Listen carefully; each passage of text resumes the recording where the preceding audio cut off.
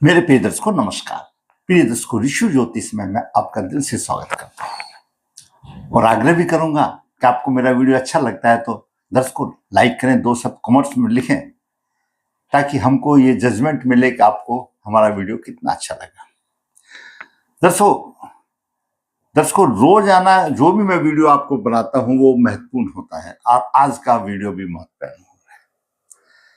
कुंडली में शुभ अशुभ योग तो सभी के होते हैं क्योंकि हमारे पूर्व जन्म के कर्मों के आधार पर हमको जन्म मिलता है, उसी समय हमको जन्म मिलता है।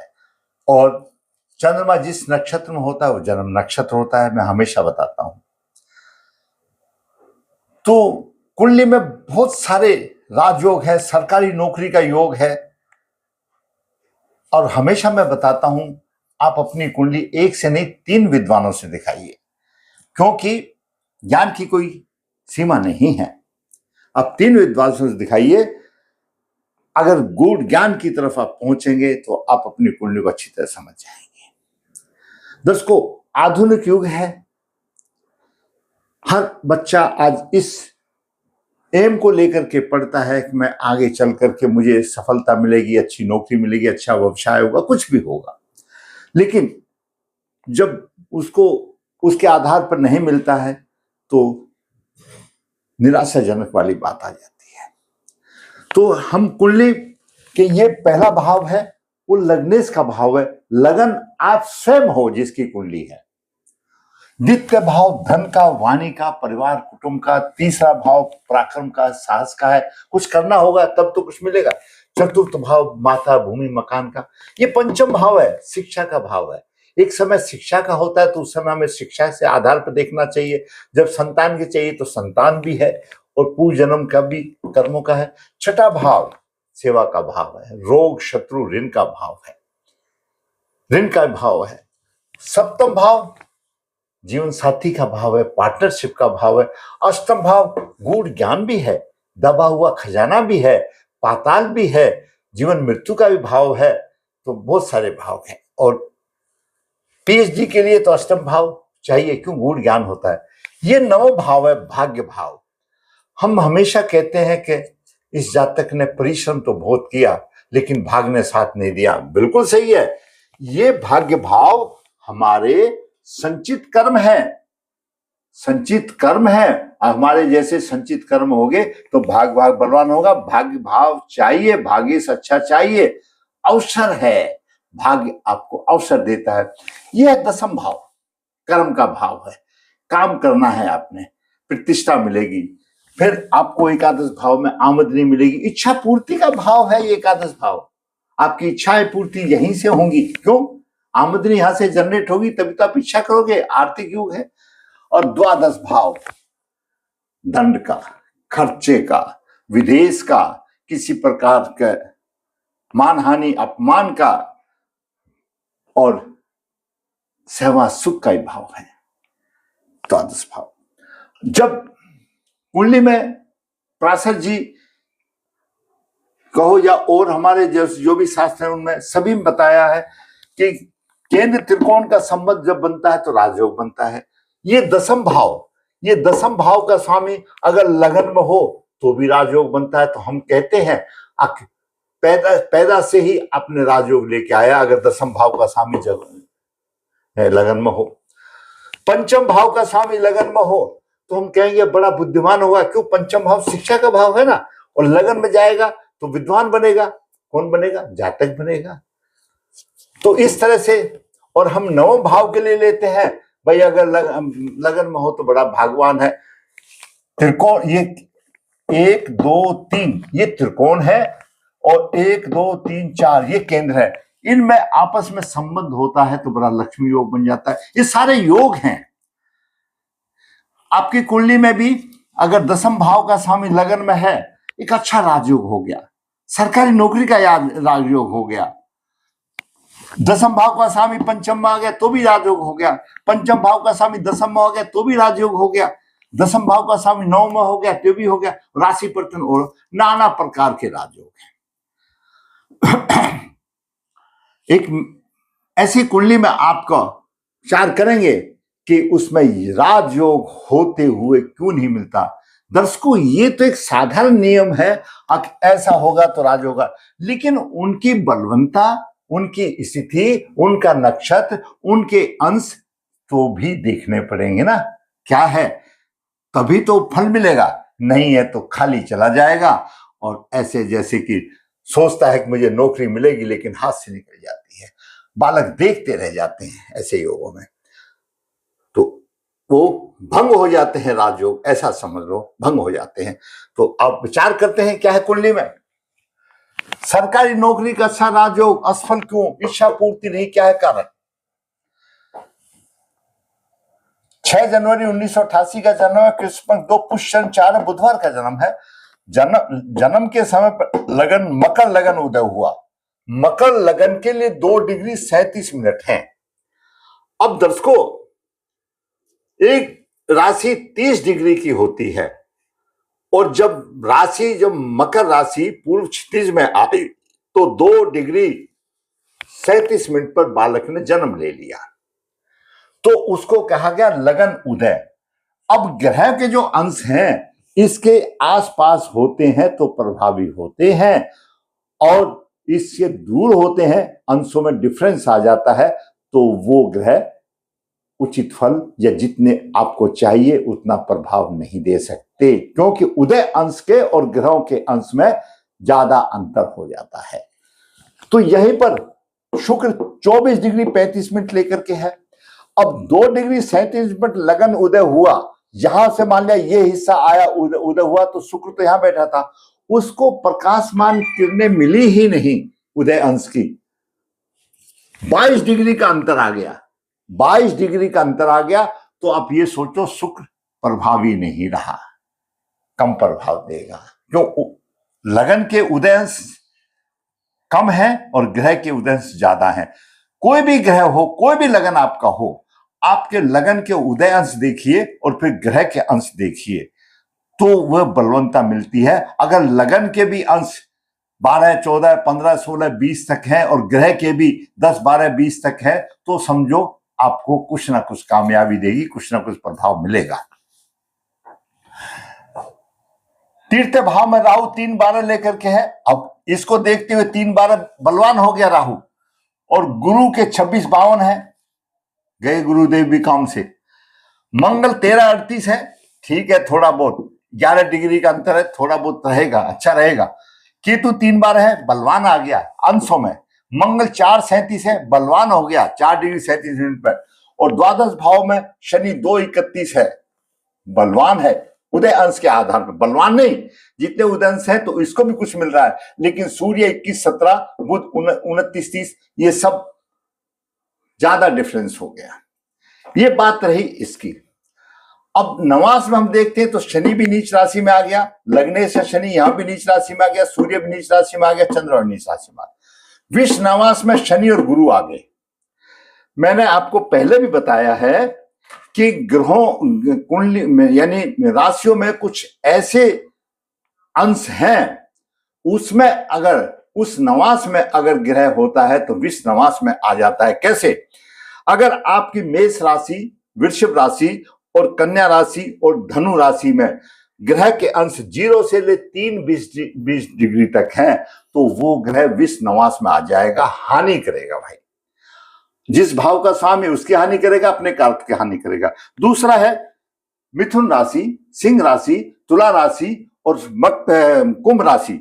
इन 4 राशियों में जो ग्रह 13 डिग्री 20 मिनट से लेकर के और 16 डिग्री 40 मिनट लेकर के यानी 5वें नवास में होगा, वो ग्रह भी विष नवास में चला जाएगा।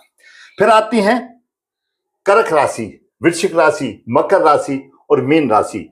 इन राशियों में जो ग्रह 26 डिग्री 40 मिनट से लेकर के 30 डिग्री तक होगा, वह विष नवास में चला जाएगा। मैं पहले भी कई बार बताया है, और शायद 1420 डिग्री एपिसोड है, उसमें मैंने पूरी डिटेल में बताया। विष नवास में शनि और गुरु आ गए, पुष्कर नवास में राहु और सूर्य आ गए। जो पुष्कर नवास में आएगा, अगर उसकी स्थिति अच्छी है तो वह अपने कारक को ऊपर उठाएगा, अपने भाग को भी ऊपर बैठाएगा। और राहु जैसे भी पुष्कर नवास में आ गए तो भाई राहु तो उपद्रवकारी है, मौका देख करके बताएगा ना, मैं क्या अच्छा फल देना है क्या खराब देना, उसी के हिसाब से चलेगा राहु का। तो यहां से बात हुई। अभी दर्शकों, दसम भाव का स्वामी शुक्र लगन में है, सभी ये कहेंगे कि लक्ष्मी योग है, बहुत अच्छी कुंडली है, देखने वाले यही कहेंगे। और पंचम भाव का स्वामी शुक्र यहां पर है, बुद्धिमान बनेगा, क्यों लगन में है। लेकिन लग्नेश तो द्वादश भाव में चला गया 2-21 लेकर के, और लग्नेश द्वादश भाव में अशुभ बताया गया है।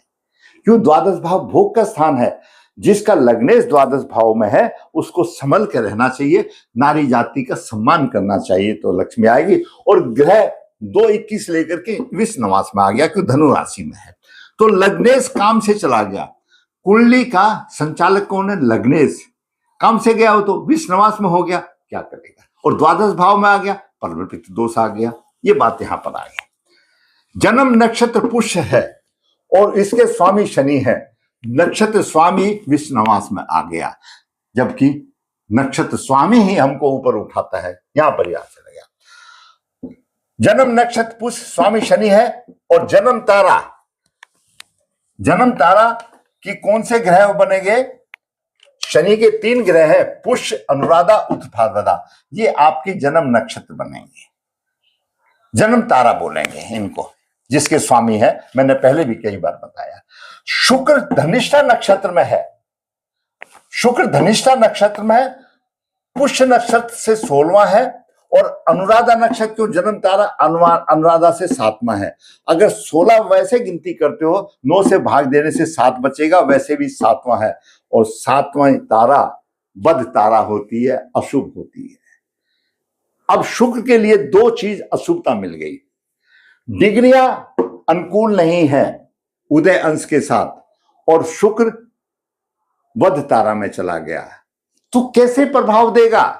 शिक्षा भी लटक फटक कर रही मेहनत करके, और यहां व्यवसाय में भी प्रवीणता नहीं, प्रतिष्ठा नहीं, जबकि राजयोग है, नहीं बात बनी। और शुक्र की महादशा 1-5-16 से चल रही है, 1-5-36 तक चल रही है धनिष्ठा नक्षत्र में, क्या करोगे? उदय अंश 2-37 है, शुक्र 24-35 पर है, तो इसमें मैंने पहले ही बता दिया। लग्ने शनि मूल नक्षत्र में है, अनुराधा से 3रा है, विपत्त तारा है, और पुष्य नक्षत्र से 12वां 3, यानी लग्ने शनि भी शुभ स्थिति में नहीं है, विपत्त तारा में है। ये वध तारा, विपत्त तारा, पृथ्वी तारा, ये 3,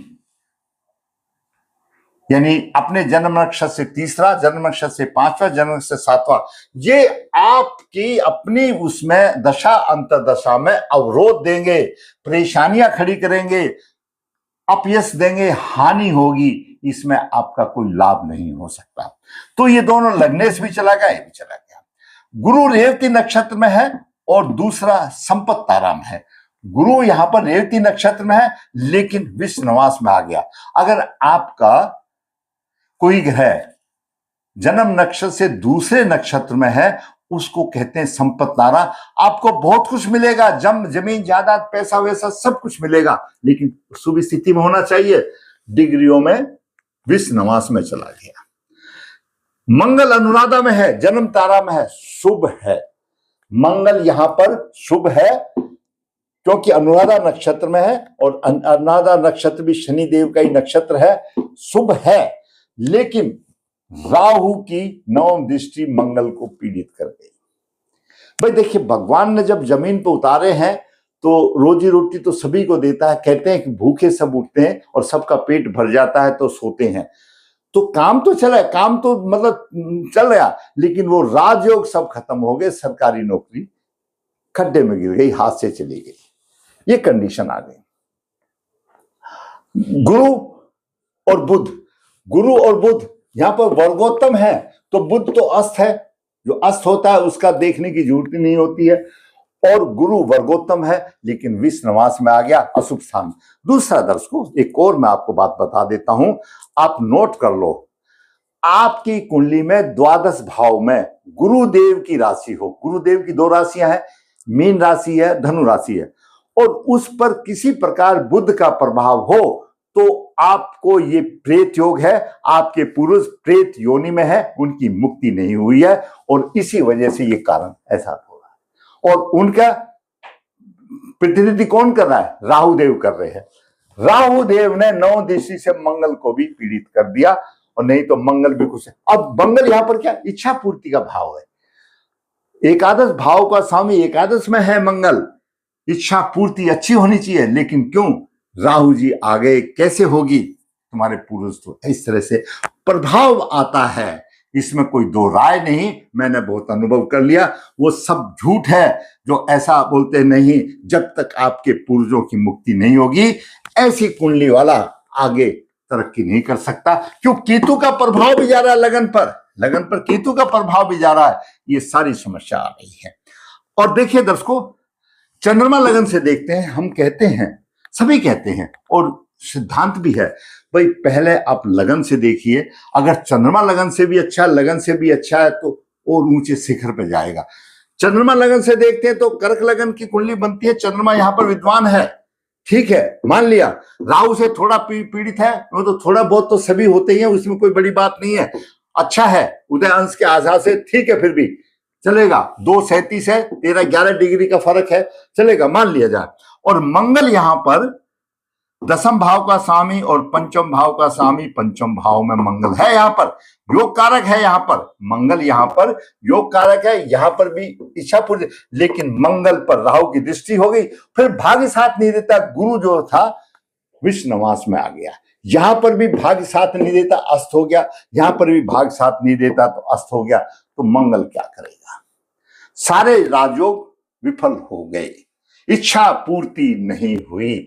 मेहनत करके तो पढ़ा, बहुत मेहनत करके पढ़ना पड़ता है जब अंशों का हिस्सा, तो ये समस्या आ गई। ऐसे वाले कुंडली जातक अपने पूर्वजों की मुक्ति कराओ। ये अंश कोई नहीं बढ़ा सकता, कर्म भोगना पड़ेगा। लगन के अंश जो आए हैं, नहीं, हम ग्रहों के अंश कम ज्यादा होते हैं तो रत्न धारण कर लेते हैं, ये कर लेते हैं, लेकिन नहीं, उतना तो भोगना ही पड़ेगा। फिर भी अगर आप लग्नेश कहीं पर भी हो, आपका किसी भी स्थिति में हो, उसका आप रत्न धारण अच्छी तरह से कर सकते हैं, विधिवत धारण करें। लेकिन कब? षड्वर्ग देख करके, और भी दोष होते उनको निकाल करके, गहन अध्ययन करके, पितरों की मुक्ति कराने के बाद आप शनि का रत्न गले में धारण कीजिए। मैं कहता हूं आपकी राह आसान हो जाएगी। जिस राह से अभी गुजर रहे हो उसमें आपको अंतर आ जाएगा। राजयोग तो नहीं मिलने वाले, भंग हो गए, लेकिन आपकी राह आसान अवश्य हो जाएगी, इसमें कोई दो राय नहीं। तो इस तरह से राजयोग जितने भी होते हैं वो भंग भी आ जाते हैं। तो ये डिपेंड करता है ग्रहों के अंशों पर, बलवंता के आधार पर देखनी पड़ेगी। मैं आंख मीच करके बोलूं, इसी में 10वें भाव का स्वामी लगन में है, आपको वो राज मिलेगा। भाई उस वास्तविक कुंडली में तो देखो 10वें भाव का स्वामी क्या दे रहा है, कुछ नहीं दे रहा है।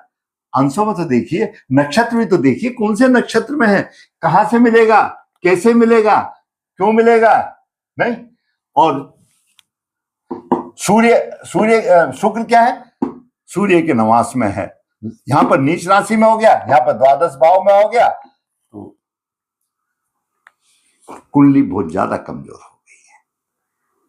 ऐसी कुंडली का गहन अध्ययन करके पहले अपने पितरों की मुक्ति कराइए, वरना आपको भटकने के अलावा कोई फायदा नहीं, कोई भी कुछ नहीं मिल सकता। जब तक गरुड़ पुराण ये कहता है कि पितृदेवो भव, पितरों की जब तक मुक्ति नहीं हुई, आपके पितृ प्रेत योनि में है, जब तक आपकी राह आसान नहीं हो सकती।